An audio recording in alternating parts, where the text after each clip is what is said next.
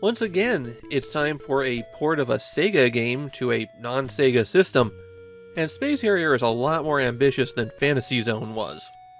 Space Harrier was an exceptionally challenging game to port to home consoles in the 80s, and we can see some consequences of that in this PC Engine version.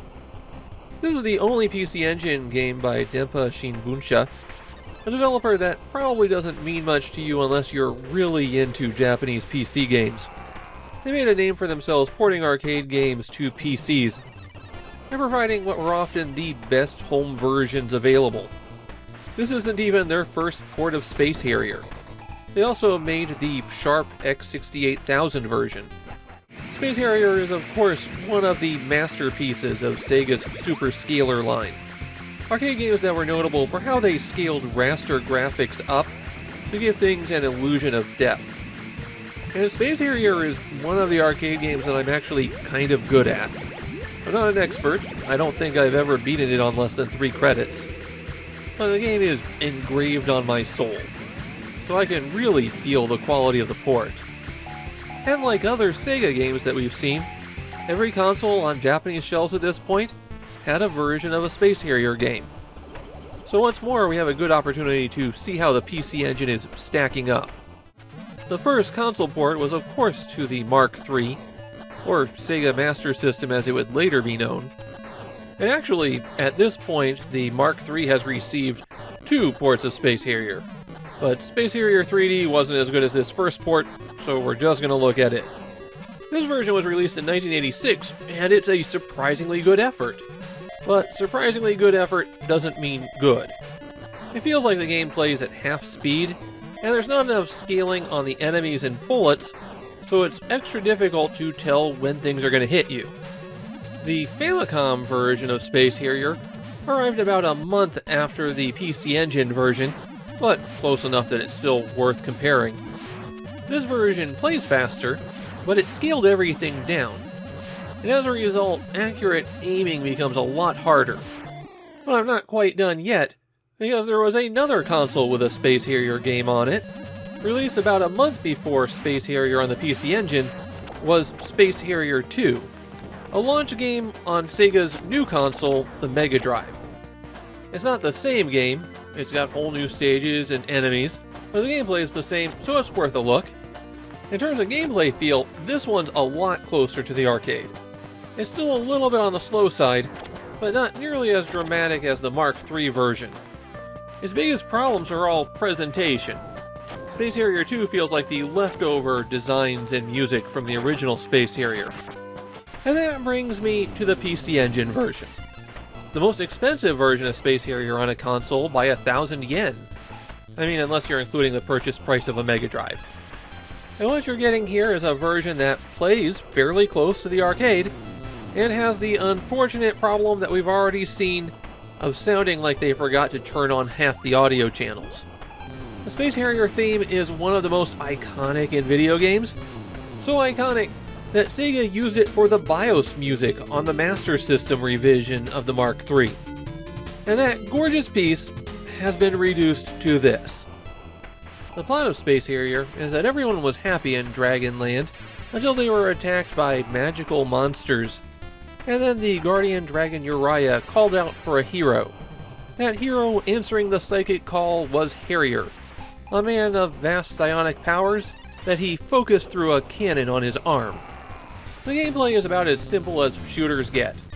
Harrier can freely move around the screen, hitting button 1 fires your shot, and monsters just appear and come at you. There you go, you're done. There's no power-ups, no gimmicks, just straight-up shooting action. Harrier can collide with some of the terrain. Small objects will make him stumble, while large objects will kill him. A lot of the terrain can be destroyed, though if it can't, you'll hear a ping when you hit it.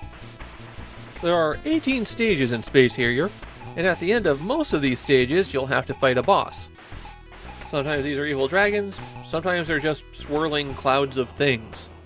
Either way, you have exactly 1 tool at your disposal, so shoot it until it's dead. If you take too long fighting a boss, then it will just leave. Though you have to be doing pretty poorly for that to happen on the early stages. Stages 5 and 12 are special bonus levels. Harrier jumps on Uriah's back, and you try to destroy as much of the terrain as possible. In the PC Engine version of Space Harrier, you don't have a lot of control over where Uriah is going. There's basically a left-hand side of the screen and a right-hand side of the screen, and you just choose which one of those they're going down. One of the big challenges of Space Harrier is that it can be kind of hard to tell where you're going and where your shots are being fired at. And while this version isn't as bad as the other 8-bit ports, it's also a big step down from the arcade. Harrier's movement feels a bit restricted, and the enemy patterns are often right at the edge of where you can fire, and it looks like you won't hit. Also, Harrier moves fast. Precise control just isn't possible here. You're not going to be able to snipe a lot of targets. If you run out of lives, well, that's it. Back to the start. There are no continues in this version of Space Harrier. You'll have to clear all 18 stages in one go. There's an options menu when you start up, and it only contains a choice to reverse the vertical controls. However, if you manage to get on the high scoreboard and enter your initials as MD, then a bunch of additional options open up. You can choose how many lives you'll have, set the game's difficulty level, and if you want to harm yourself, they offer a sound test. I put the game on hard mode and tried that out, but I couldn't tell any difference between hard and regular. Space Harrier 2 was a Mega Drive exclusive, and there weren't any further Space Harrier games out there. In 1990, NEC started advertising Space Fantasy Zone, and from the screenshots and ads, it looked an awful lot like Fantasy Zone, reworked as Space Harrier. The game was cancelled before release, probably due to licensing. However, a beta was leaked, and there really isn't an opportunity to talk about Space Fantasy Zone other than now. So this is a prototype with a few rough edges still, but it feels about 95% of the way there. The title screen could use a couple of tweaks. I wouldn't have been shocked if they added a few more levels. But in terms of gameplay, this is really solid. Of course, you're playing as Opa Opa, not Harrier. That's Fantasy Zone's tiny spaceship. Rather than lives, you have shields. And in the options screen, you're allowed to change the settings, but it defaults to 8. You shoot your way through a mix of Fantasy Zone enemies and Space Harrier enemies, all drawn in a cutesy style. There are 8 stages in this prototype, and at the end of every one is a boss, almost all of which were taken from Fantasy Zone, and are very clever reworkings of the original boss patterns. The boss now has an on-screen timer for when it'll depart. Defeating any enemy will get you some money, and you get a lot of money for shooting down an entire formation. After you defeat a boss, Opa Opa goes to Wee Donald's. And there you can buy weapon upgrades, recharge your shields, get single-use big attacks. It operates very similar to Fantasy Zone's shop. And then when you exit, it's off to the next stage.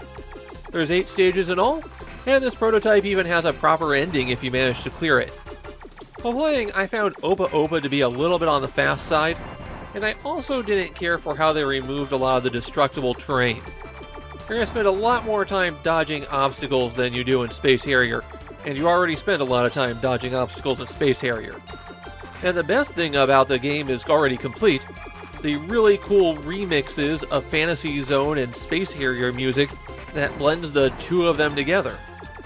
All in all, this is a really great sequel to both Space Harrier and Fantasy Zone, which might be why it got killed.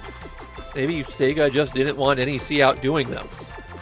As for the original Space Harrier on the PC Engine, I saw a lot of praise for how well it played. A common refrain was that this was the second best Space Harrier port, behind the X68000 version.